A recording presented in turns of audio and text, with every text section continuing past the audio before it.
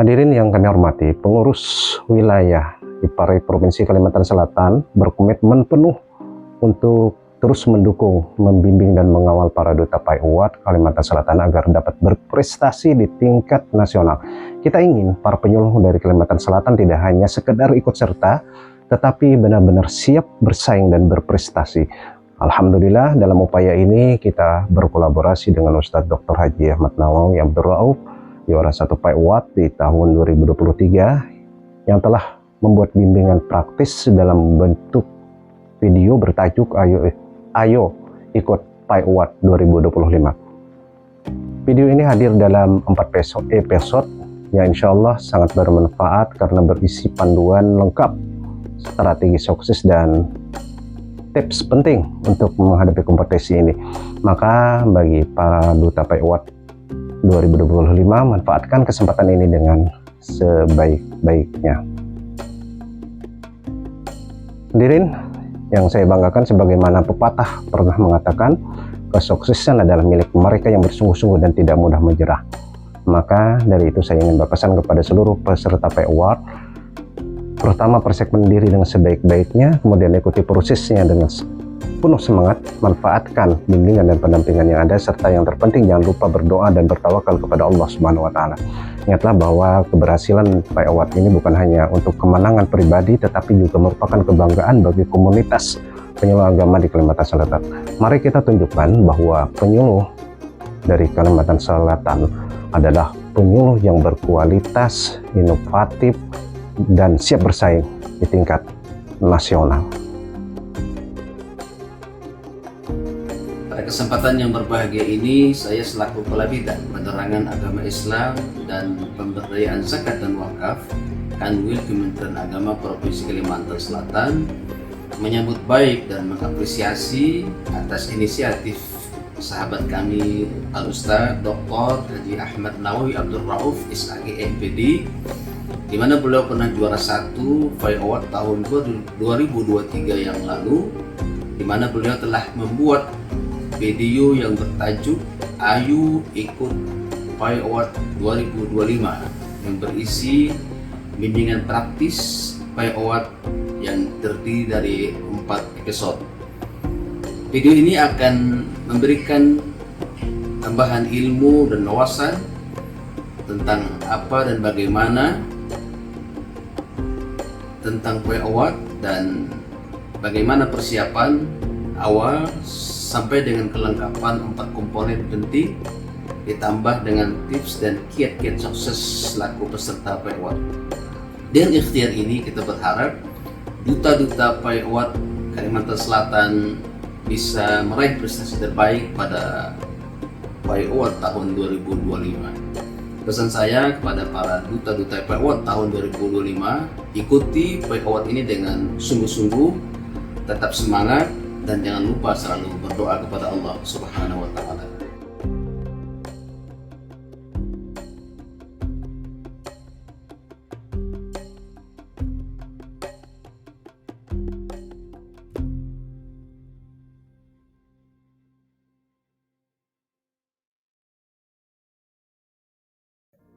Assalamualaikum warahmatullahi wabarakatuh. A'udzubillahi minasyaitonirrajim. Bismillahirrahmanirrahim. Alhamdulillah hamdan wa syukran lillah.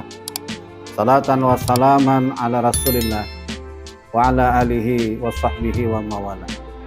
Asyhadu an la ilaha illallah wa asyhadu anna Muhammadan abduhu wa rasuluh la nabiyya ba'da.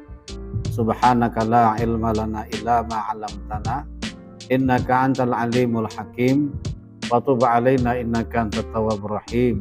La haula wala quwwata illa billahil aliyil azim, amma ba'd. Para pemirsa, kawan-kawan sekalian, khususnya penyuluh dimanapun berada, khususnya penyuluh agama Islam serta kawan-kawan kita dari penyuluh lintas agama. Lebih khusus lagi kawan-kawan kita yang saat ini atau sekarang ini sedang siap-siap untuk menyiapkan diri mengikuti penyuluh agama Islam atau PAI-UWAT tahun 2025. Selamat berjumpa kembali dengan kami dalam episode yang keempat. Ayo ikut FAI Award 2025. Nah, sebagaimana yang kami sampaikan pada episode yang pertama, kedua, dan ketiga. Nah, episode yang keempat ini kita akan sedikit berbincang-bincang, berbagi pengalaman baik dari literatur maupun pengalaman sendiri. Bagaimana saat kita ikut FAI Award ini tahun 2023. Kemudian kita juga ikut mengawal sebagai mentor kawan-kawan yang ikut FAI Award tahun 2024. Nah, mudah-mudahan dengan pengalaman ini ditambah dengan pengalaman yang dimiliki oleh kawan-kawan peserta, akan kita gabungkan, insya Allah FAI Award yang nanti Bapak Ibu ikuti akan berjalan lancar, mulus, sukses, dan pada akhirnya akan mendapatkan apa-apa yang Bapak Ibu cita-citakan. Nah, oleh karena itu izinkan kami ikut serta berbagi pengalaman. Mudah-mudahan dengan pengalaman ini kawan-kawan bertambah semangat, ada motivasi, dan kita akan melihat apa kekurangan kita benahi, apa kelebihan kita pertahankan, dan bagaimana kita menciptakan performan di hadapan kelompok pembina sasaran, atau yang kita kenal adalah bagaimana kita mengaktualisasikan peran kita di tengah masyarakat, dan terutama nanti Bapak Ibu akan berhadapan dengan dewan juri terhormat dari tingkat kabupaten mungkin atau provinsi, bahkan yang sangat penting adalah kita berhadapan dewan juri tingkat nasional. Nah, sekali lagi apa yang kami sampaikan nanti mudah-mudahan memberikan manfaat, memberikan inspirasi kepada kawan-kawan sekalian. Baik, episode kita yang keempat ini kita membahas tentang filosofi, kiat-kiat, dan prinsip-prinsip sukses, ya, prinsip, filosofi, kiat-kiat, dan prinsip-prinsip sukses penyuluh agama Islam atau FAI Award tahun 2025.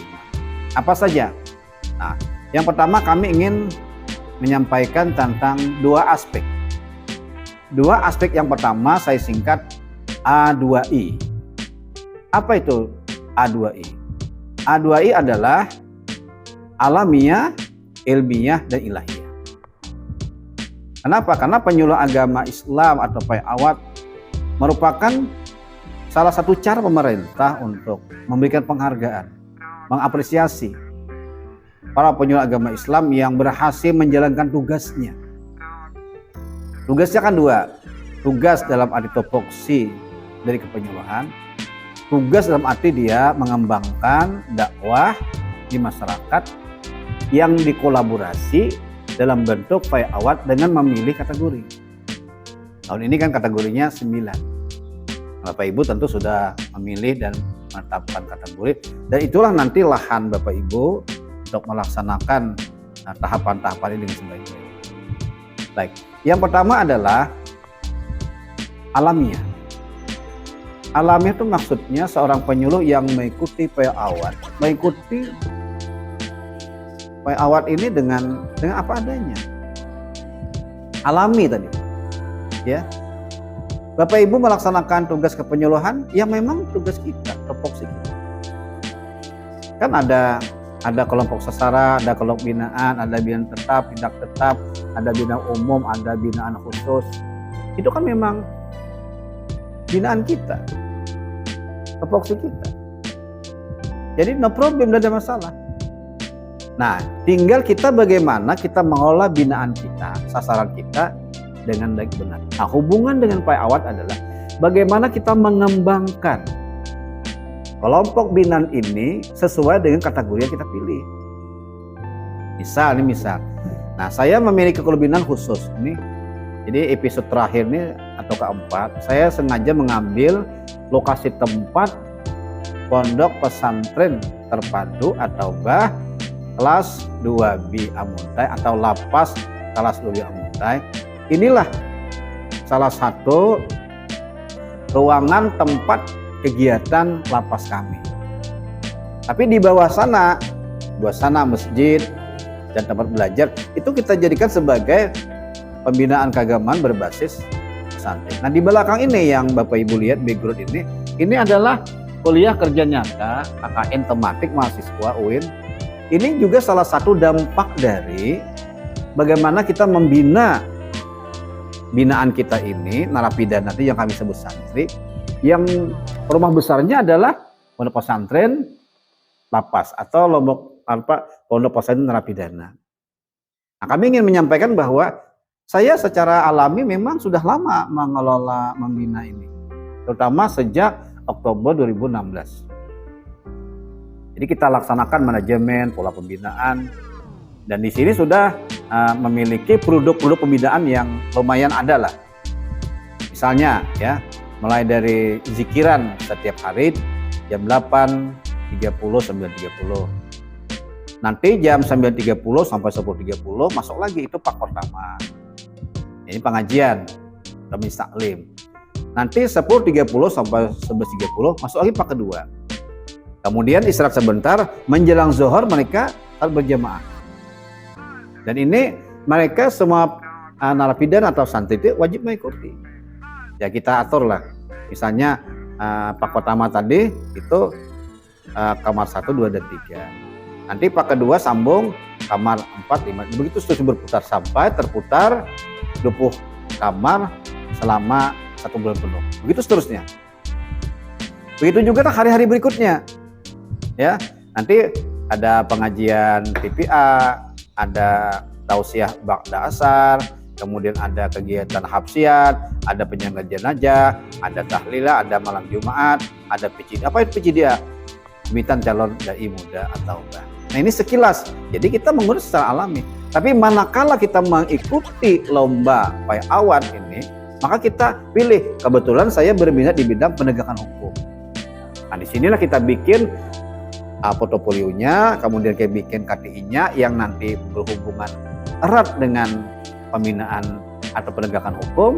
Kemudian nanti bikin videonya juga sekitar kehidupan narapidana dan pembinaan keagamaan berbasis pondok. Kemudian PPT-nya. Dan saya akan mempresentasikan sama itu di hadapan Dewan Juri atau uji publik. Inilah yang selama ini kita lakukan. Nah, itu alami artinya. Nah, kemudian kita juga harus mengikuti pola yang kedua, yakni ilmiah. Apa ilmiah itu?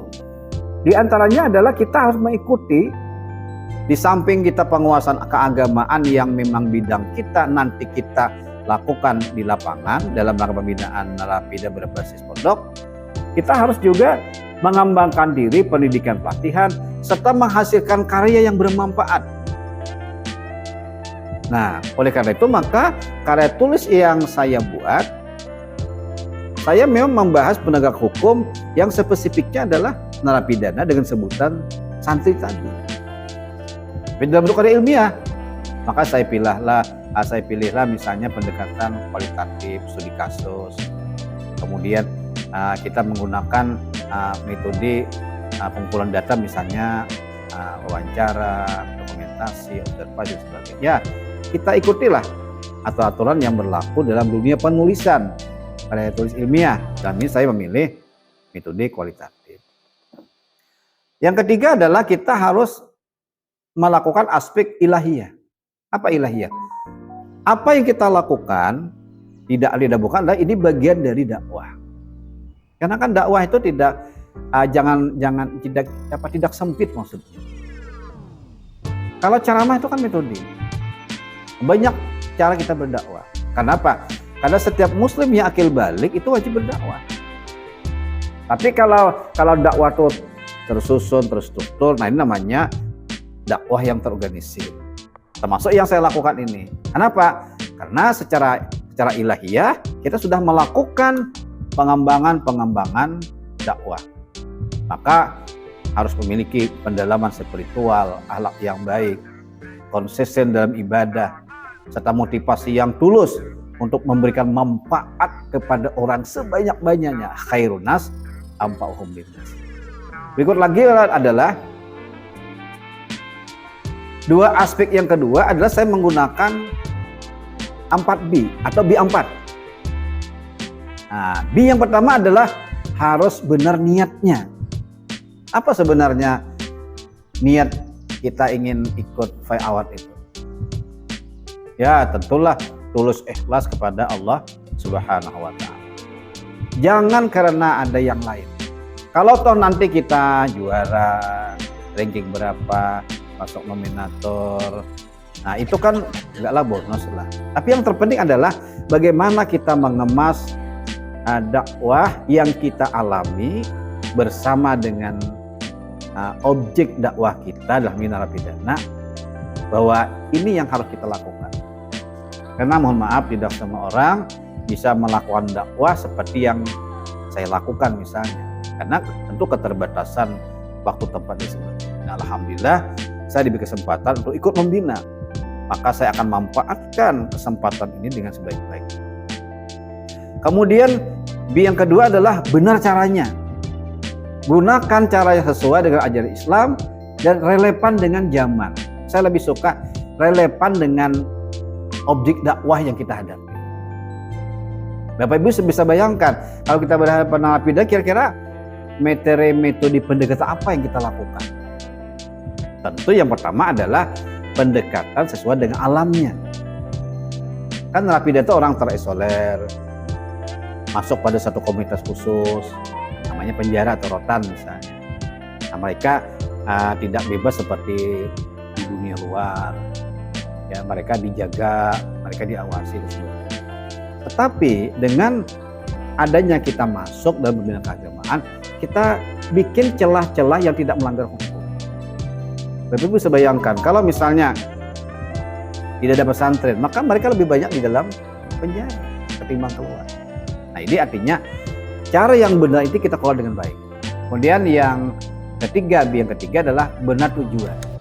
Fokuskan tujuan dakwah atau tujuan bimbingan penyuluhan pada kebaikan umat, pada kebaikan umat, bukan pada kepentingan pribadi atau golongan atau duniawi.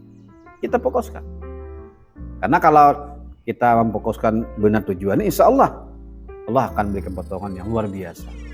Min haitsu la yahtasib. Dan yang keempat atau terakhir adalah benar yang diperjuangkan. Kita ini sedang memperjuangkan dakwah, ya. Kita sedang memperjuangkan narapidana. Di antaranya kita rubah sebutan narapidana ke kalimat atau kata atau redaksi santri. Kalau dulu dia jarang ke masjid, sekarang kita ajak mereka masjid. Tapi ada program pembinaan keagamaan berbasis pesantren. Nah, ini kita harus kita perjuangkan mereka ini, agar mereka lebih banyak bisa menikmati udara segar, tapi juga mereka mendapatkan ilmu pengetahuan dan keterampilan. Nah, berikutnya adalah dua pendekatan yang saya lakukan dan mungkin bisa menginspirasi kawan-kawan lah. Yang pertama adalah aspek pendekatan bimbingan penyuluhan dengan metode BIA. Apa BIA itu? Before, intervensi, dan after. Mari kita bahas sedikit. Misalnya, kalau aspek bimbingan penyuluhan, apa itu before? Before itu sebelum kita melakukan intervensi, lakukan dulu persiapan yang matang. Kalau Bapak Ibu belum memiliki kelubinaan, Ibu harus memiliki kelubinaan. Bagaimana cara mendapatkan kelubinaan?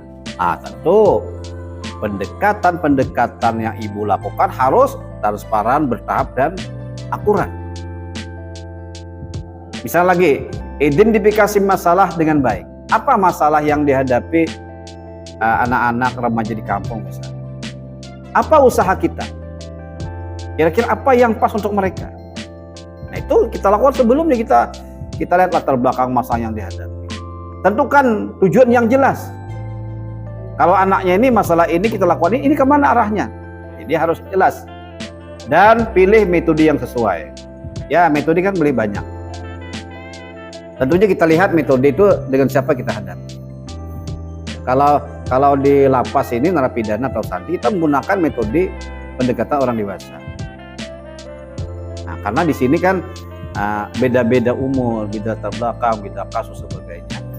Nah, dengan berbagai macam problem itu kita hadapi dengan metode multimetode lah, ya pendekatan orang dewasa.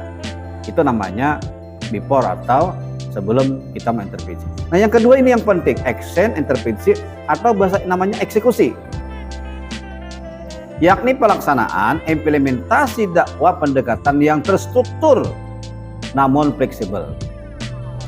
Boleh kita tentukan begini, tapi ketika kita berhadapan dengan objek dakwah, misalnya narapidana, ya, maka gunakan strategi, bahasa, metode, materi yang sesuai dengan alam objek yang kita hadapi. Contoh yang simpel sekali, saya menggunakan metode pendekatan orang dewasa. Metode yang sampaikan adalah masalah taubat. Nah, metode yang saya menggunakan adalah ceramah, cerita, kisah. Ya seperti itulah bisa. Dan yang ketiga adalah aftar, dampak positif kemanfaatan yang didapat hasil kita melaksanakan bimbingan. Lakukan evaluasi dan pemantauan dampak outputnya dan outcome. Pastikan ada kelanjutan sustainable dari program serta dokumentasikan hasil yang dicapai untuk meningkatkan pengakuan. Nanti ini ceritanya agak panjang dikit. Jadi kalau Bapak Ibu bikin portofolio, KTE khususnya dan video serta PPT, itu nanti harus ada kemanfaatan yang Ibu munculkan. Produk pembinaannya apa? Ya, manfaatnya apa?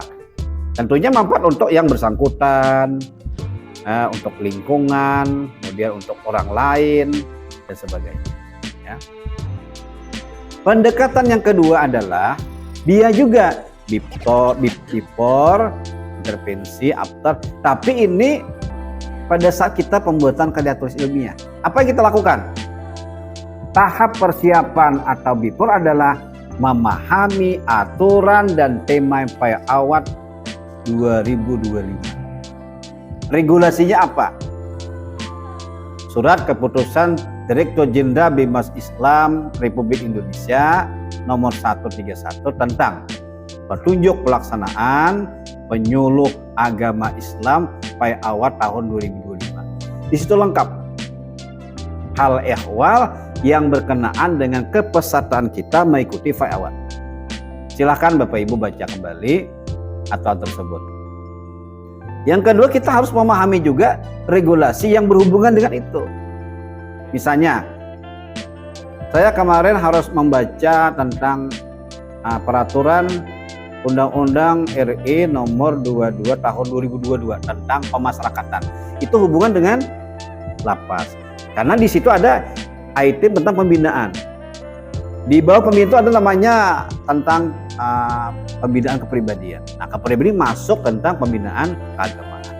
Jadi harus kita pahami supaya nanti pada saat membuat karya tulis ilmiah itu nyambung jadinya. Ya, nyambung. Jadi kita harus memahami aturan atau regulasi yang ada. Kemudian analisis karya tulis ilmiah ya, harus ada gambaran yang jelas sehingga antara si pembuat karya tulis dengan dewan juri yang menilai itu ada persamaan, ya, ada kesepakatan. Kan di 131 itu ada atur misalnya halaman 11. Nah, di situ dijelaskan tentang sistematika penulisan karya tulis ilmiah untuk PAIAWAT tahun 2025. Nah, itu sudah dijelaskan di sana. Sistematiknya gimana. Nah, kemudian lagi memilih topik yang relevan dan menarik.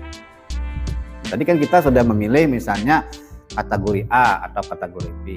Nah, itulah yang harus kita pahami. Ya, kemudian kita rancang, kemudian kita lakukan penelitian dan sebagainya sehingga menjadi sebuah tulisan dalam bentuk karya tulis ilmiah. Jadi harus lipan. Nah, pilih topik, lakukan riset awal. Nah, kemudian yang berikutnya adalah menyusun rencana penelitian yang terstruktur. Rumuskan pertanyaan penelitian atau hipotesis yang jelas dan spesifik. Buat rencana penelitian yang terstruktur. Misalnya metode yang Bapak Ibu pilih. Kan ada dua sana. kuantitatif dan kualitatif. Tentukan metode analisis data, misalnya analisis tematik, analisis statistik. Termasuk juga nanti Ibu mungkin memilih studi kasus misalnya. Kemudian jadwal pelaksanaan penelitian. Itu Bapak Ibu bikin saja. Lakukan tahapan-tahapan itu. Untuk apa? Supaya kita disiplin. Ada tahapan-tahapan yang kita lakukan. Kemudian mengkonsultasikan dengan ahli atau mentor. Ini sangat penting. Karena saya yakin tidak semua orang menguasai 4 aspek ini. Atau juga tidak semua orang lengkap 4 aspek ini. Karena setiap aspek ada penilaian, ada poin tertentu. Oleh karena itu kita sedapat mungkin melengkapi 4 aspek ini. Aspek portofolio, ya kan? Kemudian lagi KTI, kemudian lagi video, kemudian lagi PPT garis miring presentasi. Nah, masing-masing mereka ini punya bobot masing-masing. Kita berusaha bobot itu kita penuhi dan ada angkanya dan memenuhi standar. Supaya nanti ketika akhir penjumlahan terakhir, nah kita bisa mendapatkan poin yang kita harapkan. Jadi konsultasi. Dan jangan lupa mentor itu penting. Ada disebut dengan mentor alami atau mentor temporer. Makanya Ibu ada sesuatu hal yang tidak dipahami. Misalnya karya tulis ilmiah. Nah, Bapak bisa minta bimbing kepada ahli atau mentor tertentu. Apakah dosen kah, apakah penulis kah? Atau bisa juga Bapak Ibu minta kepada orang mentor yang pernah menjuarai yang serumpun dengan lomba kita misalnya. Atau lebih-lebih Bapak Ibu minta bimbingan atau arahan mentor kepada orang yang pernah mengikuti lomba tersebut. Entah juara atau tidak. Karena paling tidak mereka sudah punya bayangan. Jadi mentor ini penting, ya. Baik, nah kalau tadi mentor alami, ya temporer namanya. Tapi kalau tipe khusus, berarti kita minta bimbingan agar ini terstruktur dan berjalan dengan baik. Nah kemudian pada BIA atau BIA ini di bidang karya tulis ilmiah, yang kedua intervensi. Perhatikan misalnya membangun struktur KTI yang sistematis.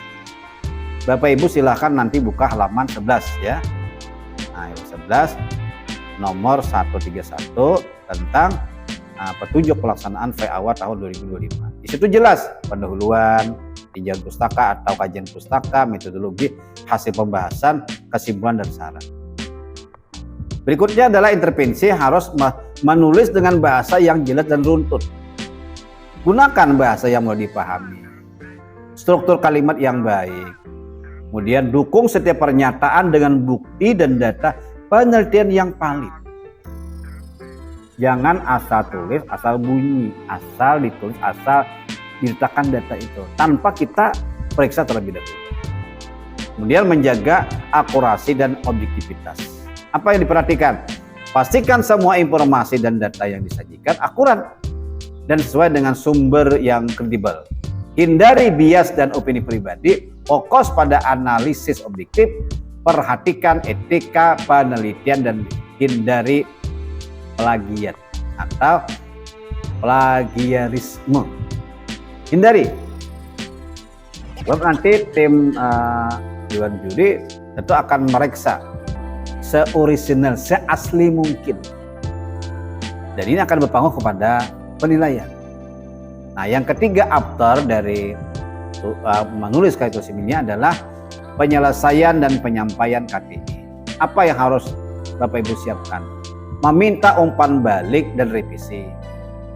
Ya. Kemudian lagi editing dan proofreading. Ya. Kemudian format dan penyampaian. Nah, dari semua ini insya Allah nanti Bapak Ibu akan ada gambaran bagaimana kita membuat karya tulis ilmiah atau bimbingan penyuluhan dengan menggunakan pendekatan BIA tadi, ya, before, intervensi dan after. Baik, kita lanjut. Ada lagi dua filosofis yang harus kita pahami ya bersama. Dua filosofis yang pertama adalah saya singkat TOP. Apa TOP itu? Tempat, orang, dan peristiwa. Ingat Bapak Ibu terhormat bahwa kita ikut FAIAWA itu ya bukan sekedar ikut, tapi bujur-bujur mengikuti dan mengikuti apa aturannya dan kita hadir di dalamnya. Bagaimana filosofinya? Kalau top itu, ya, yang pertama adalah bahwa setiap tempat adalah kelas. Nah, itu harus kita pegang filosofinya. Memanfaatkan setiap tempat sebagai peluang untuk dakwah atau bimbingan penyuluh atau pembelajaran. Beradaptasi dengan lingkungan untuk memberikan pesan yang relevan dan efektif. Yang kedua, setiap orang adalah guru. Saya berkali-kali mungkin bilang bahwa setiap kita mungkin punya kelemahan masing-masing. Khusus hubungan dengan Pak Awad ini, tentu di antara ibu ada yang punya kelemahan. Ya syukur-syukur kalau semua sudah memahami. Nah, kemudian pakar membuat portofolio, kemudian piawai dan membuat video, kemudian profesional dalam membuat karya ilmiah, kemudian public speakingnya, PPT dan presentasinya sudah mantap. Nah itu mantap artinya. Tapi saya yakin mungkin di antara 4 atau yang 1 atau 2-nya ada kelemahan kita. Apa yang kita lakukan? Jangan malu untuk belajar. Jangan malu untuk belajar. Ya, dari manapun datang gurunya. Sarjanakah, tidak sarjanakah, dari santri atau dari pelajar biasa. Yang penting dia memahami. Tapi catatan adalah desainernya, konsepnya kita diskusikan kepada kawan kita yang akan bantu kita misalnya, setelah nanti akan nyambung. Ya. Kemudian setiap peristiwa adalah pelajaran. Mari kita ambil hikmah dan pelajaran setiap kejadian. Terutama kita Pak Awad ini kan kita belajar administrasi rapi, belajar kita membuat portofolio sehingga kita tahu. Portofolio kan saya sebut dengan my profile. Siapa saya, apa kegiatan saya, pendidikan saya dan sebagainya. Nah, kemudian lagi kita berKTI. KTI itu apa? Itu kayak kita bikin rumah. Nah, kita bikin rumah. Bagaimana, apa, siapa dan sebagainya. Ya. Kemudian lagi kita juga belajar dengan kawan-kawan serumpun dengan kita atau sesama kawan-kawan yang ikut Pak Awad. Bahkan kita belajar dengan Dewan Juri. Jadi pertanyaan Dewan Juri itu adalah kita menyiapkan jawaban dan itu adalah pelajaran kita. Kemudian, nah itu filosofi yang berkenaan dengan tempat, orang dan peristiwa. Nah, 2 filosofi yang satunya lagi adalah bagaimana kita memahami ya kalah dan menang. Kalah dan menang. Kan kita paham ya setiap pertandingan itu pasti ada yang kalah yang menang. Begitu juga dengan Pak Awad ini. Maka filosofinya bagaimana kita menghadapi. Yang pertama adalah menang tidak hanya tentang meraih penghargaan, tetapi juga tentang menyebarkan dakwah secara efektif, melaksanakan tugas bimbingan penyuluhan, membawa dampak positif bagi masyarakat, dan terus berkembang sebagai individu yang berkarakter akhlak.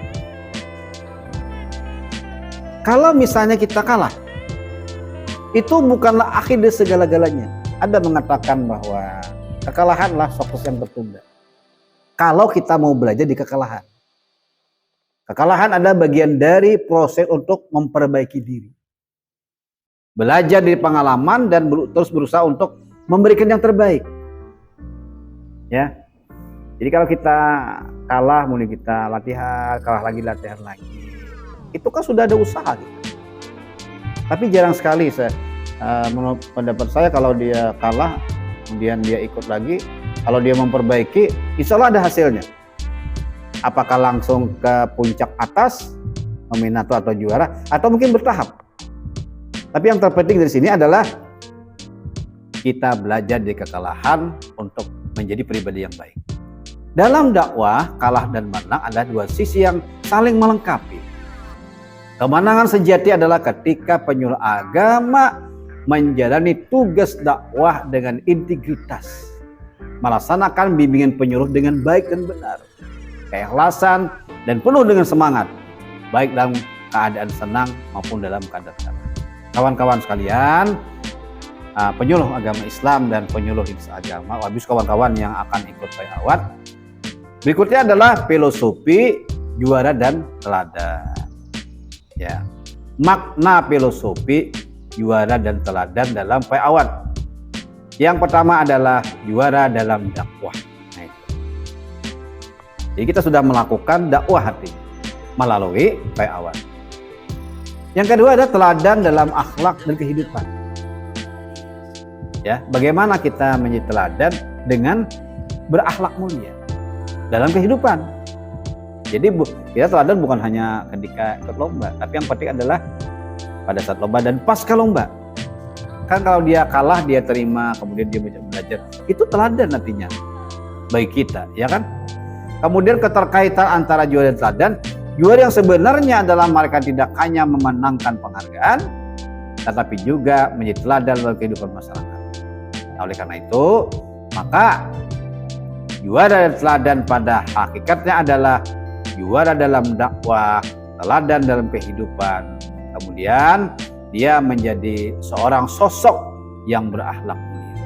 Kawan-kawan, nah di penghujung episode yang keempat ini kami ingin menyampaikan prinsip-prinsip penting pada saat Bapak Ibu mengikuti bai'awat. Yang pertama adalah kedepankan keikhlasan kepada Allah Subhanahu wa Ta'ala. Yang kedua, komitmen terhadap kualitas dakwah, menyampaikan pesan agama dengan efektif dan relevan. Misalnya, sampaikan apa yang diperlukan, bukan sampaikan apa yang saya miliki. Itu beda. Kalau yang saya sampaikan apa yang saya miliki, berarti kita tidak menghiraukan apa yang diperlukan. Tapi kalau kita sampaikan apa yang diperlukan, berarti apa yang mereka butuhkan itu yang harus kita penuhi. Ya. Yang ketiga adalah penguasaan materi dan keterampilan komunikasi. Materi harus kita kuasai, tapi metodenya lebih kita kuasai. Antara materi dan metode, maka di depan itu adalah orang yang berakhlak mulia. Kemudian inovasi dalam penyuluhan. Nah, ini harus ada inovasi dalam penyuluhan. Ada kebaruan.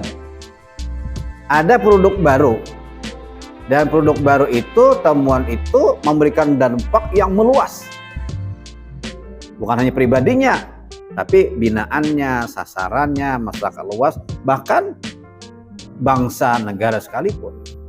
Kemudian kepemimpinan yang menginspirasi, yakni menjadi teladan dalam berakhlak dan berperilaku, empati dan pendekatan personal, yakni memahami dalam penyelesaian masalah masyarakat dengan kasih sayang, kemudian keberanian menghadapi tantangan. Nah, kita ini kan sedang peserta bai'awat ini adalah orang yang berusaha keluar dari zona aman. Ya, apa zona aman itu? Ya, saya tidak ikut bai'awat juga tidak apa-apa misalnya. Itu zona aman. Saya begini, saya syukur alhamdulillah. Yang penting bisa naik pangkat, boleh naik golongan, ya kan? Itu artinya dia masih berada pada zona aman. Ya udahlah, tidak perlu terlalu kreatif lah. Ya, ini pun sudah syukur alhamdulillah. Nah, ini dia masih berada pada posisi zona aman. Nah, coba peserta bai'awat ini berani keluar pada zona aman ini, yakni ikut bai'awat dengan mengikuti prosesnya sampai kita tahapan-tahapan berikutnya. Ini yang saya sebutkan, kita kalau pada zona aman. Jadi harus kita berani menghadapi tantangan. Ya, kemudian pendidikan berkelanjutan, terus belajar dan meningkatkan pengetahuan, skill dan keterampilan.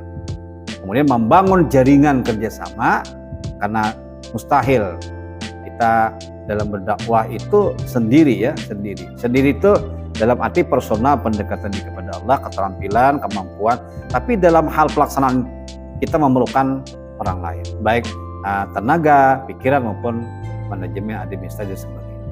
Dan yang terakhir adalah ketekunan dan konsistensi. Tetap berusaha meski menghadapi rintangan dan terus berinovasi. Dari penjelasan yang kami sampaikan ini, mudah-mudahan menginspirasi. Kami merasa bukanlah yang baik. apalagi terbaik. Ya, kami bukanlah yang baik, apalagi yang terbaik, tapi kami ingin memberikan sesuatu. Ya paling tidak kita ikut mengawal, ikut memotivasi, memberikan sesuatu yang mungkin bisa meringankan kawan-kawan dalam penyelesaian pembuatan portofolio, KTI, video, PPT, presentasi, atau mungkin kita juga kolaborasi. Mari kita bersama-sama, insya Allah dengan keyakinan, dengan perjuangan kita semua, saya berharap Kalsa akan kembali muncul di kancah nasional. Alhamdulillah kalau bisa kita berada pada posisi nominator dan juara 9 kategori. Ya kalau tidak, paling tidak adalah di antara 9 kategori yang menjuari nasional. Syukur kalau semuanya, itu harapan kita semua. Saya mohon maaf yang sebesar-besarnya kepada semua pihak, kawan-kawan penyuluh agama dan juga penyuluh agama Islam dan penyuluh agama lintas agama. Wabil khusus kepada kawan-kawan yang sekarang ini mempersiapkan diri untuk ikut FAI Award tahun 2025. Sekali lagi, saya bukanlah yang baik. Banyak kekurangan yang saya miliki yang ada pada diri saya, tapi mungkin pengalaman sedikit karena kita pernah menjuari juara 1 FAI Award tahun 2023 kategori pedagang hukum, dan kemarin juga ikut melatih, mengarahkan dan mentor kawan-kawan yang tahun 2024 nanti. Alhamdulillah 4 orang masuk nominator, dan mudah tahun ini juga lebih baik daripada pencapaian kita tahun 2003 dan 2004. Terima kasih. Dengan episode yang keempat ini, maka untuk sementara selesailah tugas kami untuk menjelaskan apa itu FAI Award, ya, sampai dari episode 1, 2, 3, dan 4. Terima kasih. Kepada Allah kita menyerahkan diri. Apa yang saya pikirkan, apa yang saya perbuat, apa yang saya ucapkan, apa yang saya lakukan, itu adalah karena qudrat iradat Allah Subhanahu wa ta'ala. La haula wala quwata illa billahil azim. Kalaupun ada kebaikan yang kami sampaikan, mudah-mudahan ini menjadi amal saleh untuk kami dan kebaikan untuk kita semua. Demikian burung irian buntur benda wasih. Cukup sekian dan terima kasih. Wallahu muwaffiq ila aqwamit thoriq. Wassalamualaikum warahmatullahi wabarakatuh. Ipari jaya, jaya, jaya, jaya. Penyuluh terdepan luar biasa, mantap.